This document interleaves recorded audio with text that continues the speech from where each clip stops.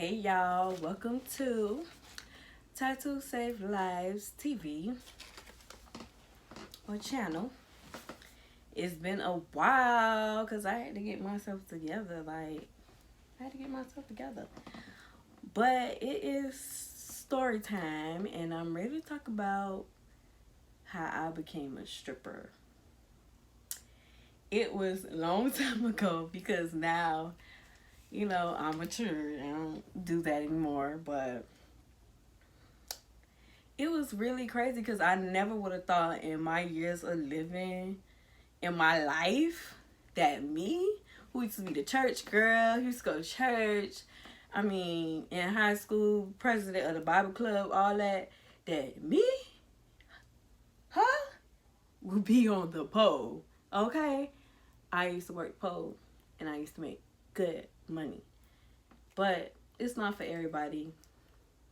Cut the hype. So this how it happened. I started dancing when I was about 20. From younger, when I started working, I always got fired from jobs. Like, I hated being told what to do.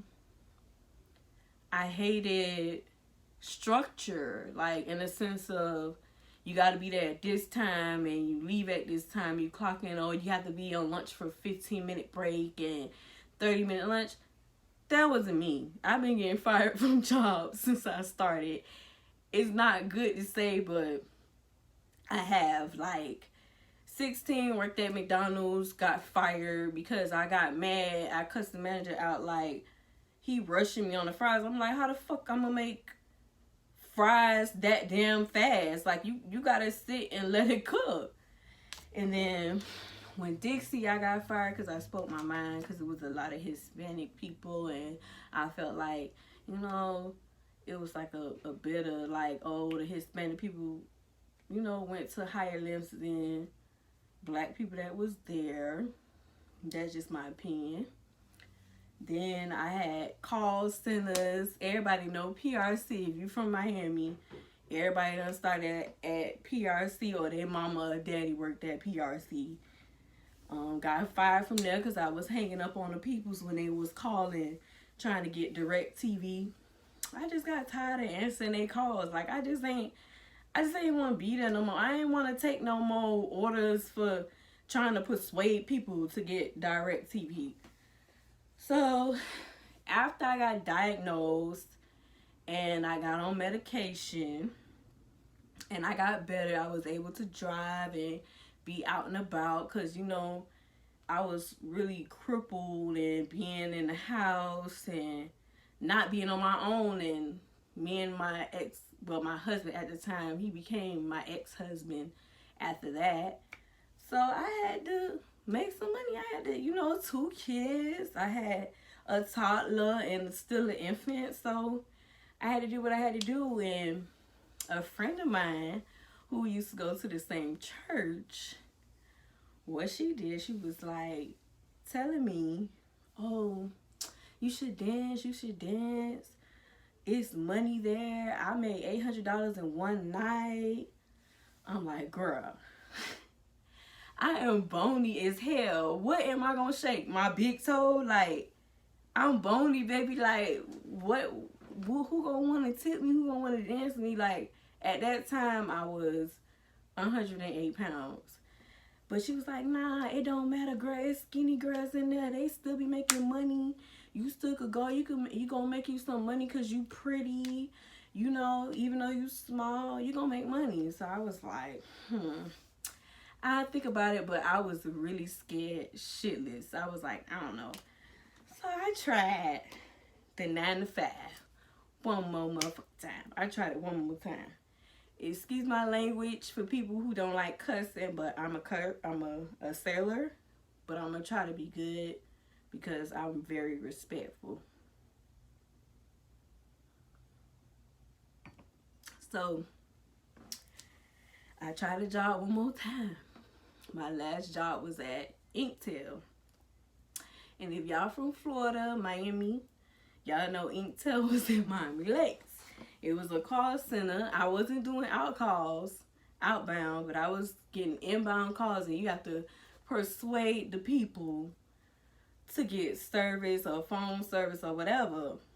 But me, just got diagnosed with bipolar disorder and anxiety. So I'm on my medication. That medication be making you feel high. I was on, what was I on? Because they always be changing it. But at that time, I was on Prozac for sure, because they always start you with Prozac. And I was on, it wasn't Valium, it was Klonopin, the yellow pill.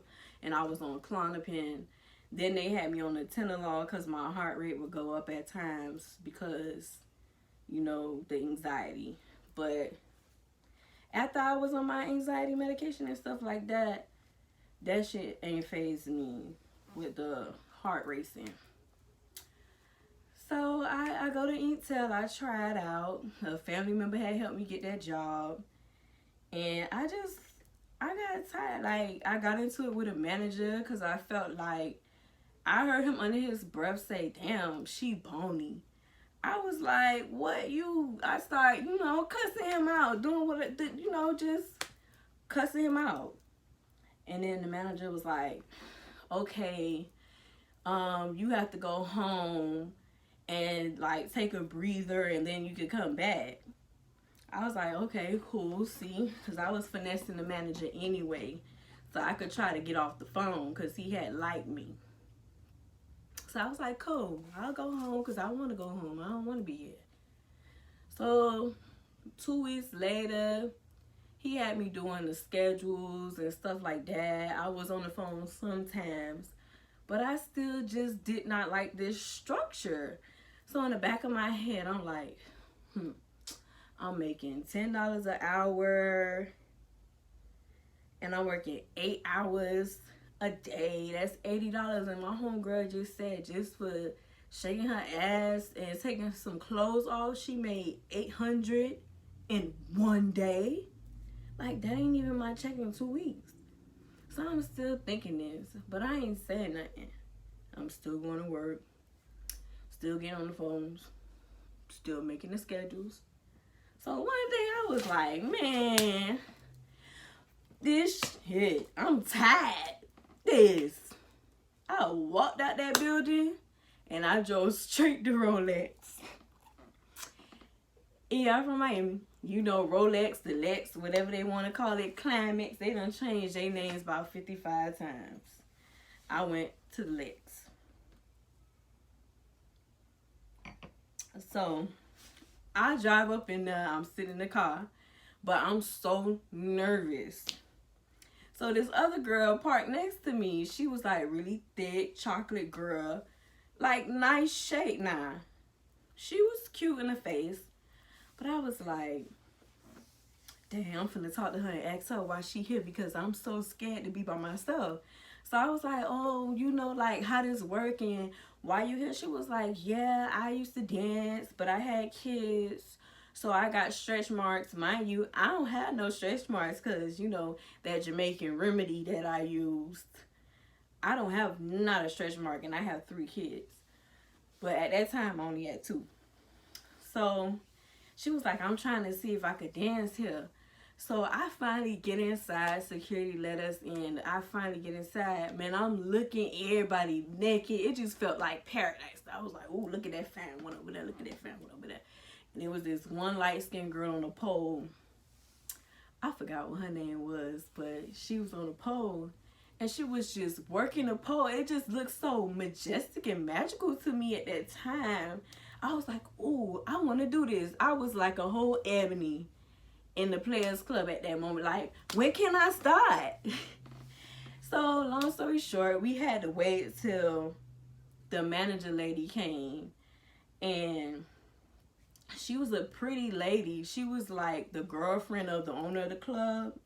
So I think she was. So she was like, had pretty curly hair, like she was an Indian type woman. So she was like, okay, y'all could come in the back in the dressing room and get naked. Let me see y'all body. So the other girl showed her body. She was like, no, you got stretch marks. You can't have stretch marks here. So I get butt booty naked. I'm scared.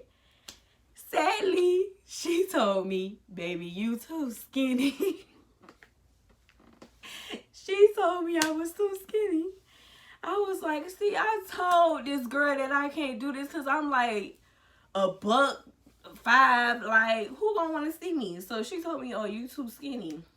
So I was like, okay. So the girl was like, you should go and meet the Angels and we could go there and see what he said. Went to Angels, no problem. We didn't even have to wait. Like, we went straight in. He was like, yeah, y'all come back. Y'all can work. Y'all know Angels was in North Miami. That was a money spot back in the day, but we'll talk about that later. But he was like, yeah, come back and work. Mind you, I had no outfits. I didn't know what shoes to get, but thanks to my friend, she kind of told me what and what, but she didn't school me on the outfits. I was making up stuff from shit I had at home that was just a no-no, okay? But eventually, as you get into it, as I get into the story, y'all see they be only giving me 15 minutes on here, I guess, because I'm new. That's fine. But, I mean, the guy was like, come, you could start day shift. And they start the girls that don't look too all that or up the part on day shift. So, yes, I was on day shift because I was pretty but bony. Still pretty, but I ain't that bony no more. That Sarah Quitter gave me some weight that I need to lose some of. But I went and I was going to start there and some shit went left, but that's how I started. He told us to come back. Mind you, the girl went, but I didn't go. When I was there, I found another girl I linked up with. Her name was Ashley. They used to call her A1. I don't want to put people's name out there, but she probably didn't even know A1 or what was no more. She was really thick. And I stayed that night at that club with A1.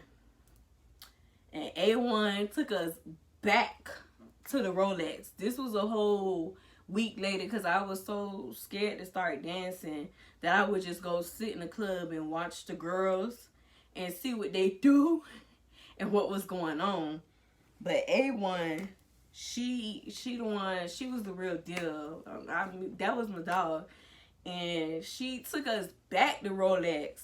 And this time it was like, it was full. It was like, it was lit. It was full enough. And then we went to the man this time. The man hired me. The lady his girlfriend had told me no. But the man was like, nah, you could work here day shift though. So I was like, okay, I'd rather fuck with Rolex right now. That's the closest one. I don't know why I didn't want to do Angels at the time. But I stayed with Rolex. And I was like, you know what? I'm going to start here. And it took me a while. But I started day shift. And I stopped going to the call center. I had stopped that because I was like, I'm finna start dancing. So I took my little contraption that I made out of outfits, just regular thongs and cutting up shit. But I had the clear shoes. The clear shoes be letting people know you be new. Because when you had them clear shoes back in the day, all my other dancers, y'all know them clear shoes mean that girl is new. So I come in there, day shift, 12 o'clock when they open. First dude grabbed me. Big dude. Dark skinned big dude. He was like, oh, I'm gonna take you to VIP. Let's go and dance. So I'm nervous, like I kind of been sitting around watching. And I danced this dude. And he pulls his stuff out. And I'm like shocked, like, oh my God, like, what are you doing? You not supposed to do that. But long story short, I made $50 in that little bit of time.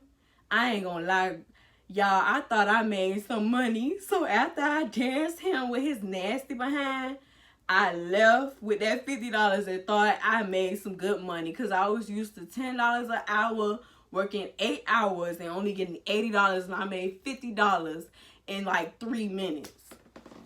Tell me that wasn't God. Well, wasn't that great?